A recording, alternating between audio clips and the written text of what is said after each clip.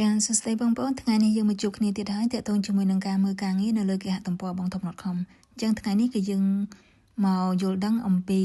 ការទំនាក់ទំនងទៅកាន់បុគ្គលិកខាងបងធំចាដើម្បីយើងមានសំណួរសួរអីទៅកាន់គាត់អញ្ចឹងទៅគឺយើងចង់បានសួរយើងចង់បានចម្លើយលឿនអីអញ្ចឹងទៅចាគឺយើងអាចតាក់ទងទៅគាត់ក៏បានគឺយើង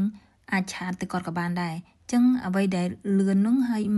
មិនធ្វើឲ្យរំខានយើងពេកហ្នឹងគឺយើងឆាតទៅគាត់អញ្ចឹងនៅខាងបងធំហ្នឹងគឺមាន live chat ចា live chat នៅយើងឃើញសញ្ញាឆាតនៅខាងមុខហ្នឹងចានៅខាងក្រោមខាងស្ដាំដៃហ្នឹងគឺយើងឃើញសញ្ញាឆាតហ្នឹងហើយអញ្ចឹងយើងចុចទៅលើហ្នឹងទៅចាអញ្ចឹងយើងចុចទៅលើហ្នឹងហើយយើងអាច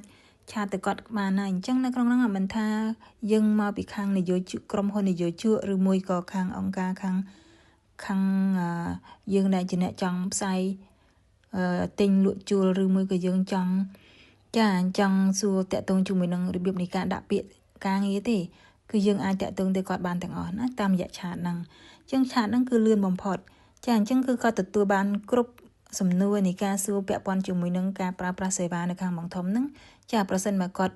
មិនយល់អំពីសំណួរដែលយើងសួរហ្នឹងគឺគាត់នឹងសួរបន្ថែមហើយនៅក្នុងហ្នឹងសម្រាប់នយោជកដែលគាត់ចង់ផ្សាយការងារហ្នឹងគឺស្រួលបំផុតដែរចាអញ្ចឹងគឺយើងឃើញjob submission ចាអញ្ចឹង job submission request ហ្នឹងគឺយើងគ្រាន់តែចុចទៅលើហ្នឹងទៅចាអញ្ចឹងចុចទៅលើហ្នឹងហើយយើងអាចដាក់ email បំពេញ email របស់យើងចូលទៅដើម្បីឲ្យគាត់ផ្ញើព័ត៌មានទៅបន្ថែមតាក់ទងជាមួយនឹងការចុះផ្សាយហ្នឹង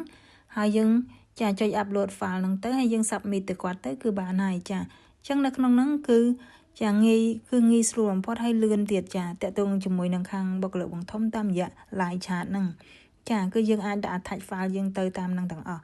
ចានៅក្នុងហ្នឹងមិនថាយើងមកពីខាងណាទេគឺយើងអាចសួរព័ត៌មានតាក់ទងនឹងខាង website បងធំហ្នឹងបានចាហ្នឹងហើយអញ្ចឹងនេះគឺជាអ្វីដែលស្រួលបំផុតហើយបើមិនអញ្ចឹងទេគឺយើងចូលទៅទំព័រមុខហ្នឹងរបស់បងធំហើយយើងអូសចុះក្រោម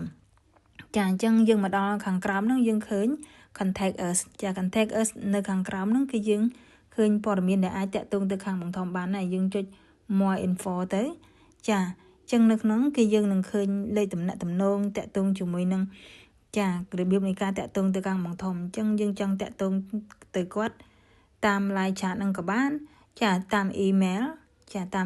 ក៏បានហើយតាមរយៈទូរស័ព្ទអញ្ចឹងនៅក្នុងគឺយើងមានសំណួរតាក់ទងទៅខាងណាគឺយើងអាចសួរទៅខាងហ្នឹងបានចាអញ្ចឹងនៅក្នុងហ្នឹងហើយបើយើងចង់ទៅផ្ទាល់យើងឃើញចាទីតាំងគេដាក់ផែនទីឲ្យយើងទៀតចាហ្នឹងហើយអញ្ចឹងទីតាំងដែលខាងwebsite បងធំហ្នឹងគឺខាងការិយាល័យរបស់គាត់ហ្នឹងបើយើងចង់ទៅទីតាំងហ្នឹងផ្ទាល់ចាហ្នឹងហើយអញ្ចឹងនេះគឺជាការដែលយើងស្វែងរកព័ត៌មានក្នុងការទំនាក់ទំនងទៅកាន់ក្រុមការងារបងធំហ្នឹងគឺស្រួលមែនតើណាចាគឺมันពិបាកទេនៅក្នុងហ្នឹងចាអញ្ចឹងមិនថាតាក់ទងជាមួយនឹងសំណួរនឹងការចុះសួរផ្សាយព័ត៌មានការងារក៏ដូចជាចង់ដាក់ពាក្យការងារឬក៏ចង់ចុះផ្សាយលក់ជួលអីចានៅ classify ហ្នឹងគឺយើងអាចតាក់ទងសួរទៅគាត់ប្រសិនបើយើងមានសំណួរយើងឆ្ងល់ចាអញ្ចឹងនៅក្នុងហ្នឹងចាគឺយើងអាចតាក់ទងបានតាមរយៈ live chat តាមរយៈទូរស័ព្ទដៃចាឬក៏យើងទៅកាន់ការិយាល័យផ្ទាល់ក៏បានដែរចាហ្នឹងហើយអញ្ចឹងថ្ងៃនេះគឺយើងមានប៉ុណ្ណឹងហើយថ្ងៃក្រោយយើងជួបគ្នាទៀតតាមរយៈវីដេអូថ្មីចាសូមអរគុណនិងជូនពរសំណាងល្អទាំងអស់គ្នាចា